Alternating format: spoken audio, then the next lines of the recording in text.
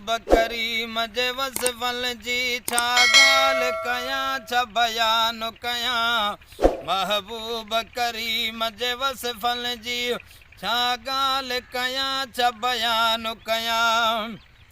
रुख़सार शरीफ़ जे ज़ुल्फ़नि जी रुख़सार शरीफ़ जे ज़ुल्फ़नि जी छा ॻाल्हि कयां छा बयान कयां। महबूब करीम जे वसफ़नि जी छा ॻाल्हि कयां छा बयान कयां। महबूब करीम जे वसफ़नि जी छा ॻाल्हि कयां छा बयान कयां।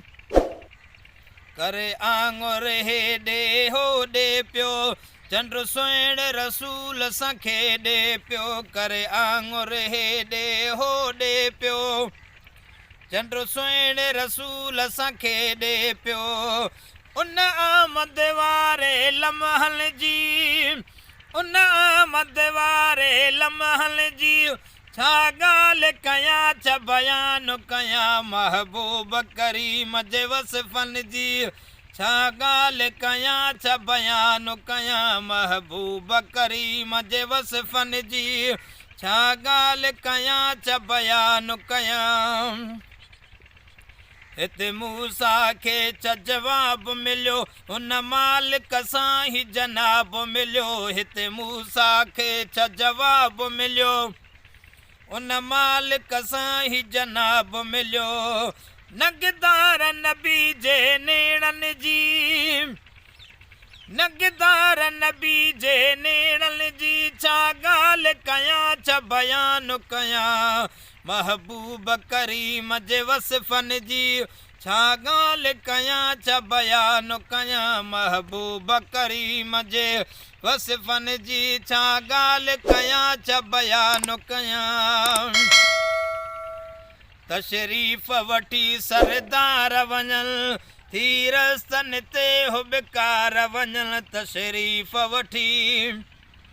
तशरीफ़ वठी सरदार वञनि थी रस्तनि ते हुबकार वञनि।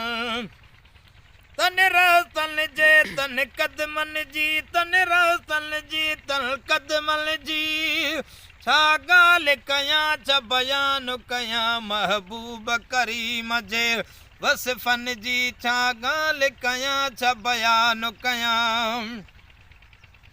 रखिया जंहिंजा 99 नाव धणी रुगो पढ़ त ठरे थी दिलड़ी घणी। रखिया जंहिंजा 99 नाव धणी रुगो पढ़ त ठरे थी दिलड़ी घणी। ऐं अज़मी हुज़ूर जे इस्मनि जी ऐं अज़मी हुज़ूर जे इस्मनि जी छा ॻाल्हि कयां छा बयान कयां। महबूब करीम जे वसफ़नि जी महबूब करीम जे वसफ़नि जी छा ॻाल्हि कयां छा बयान कयां।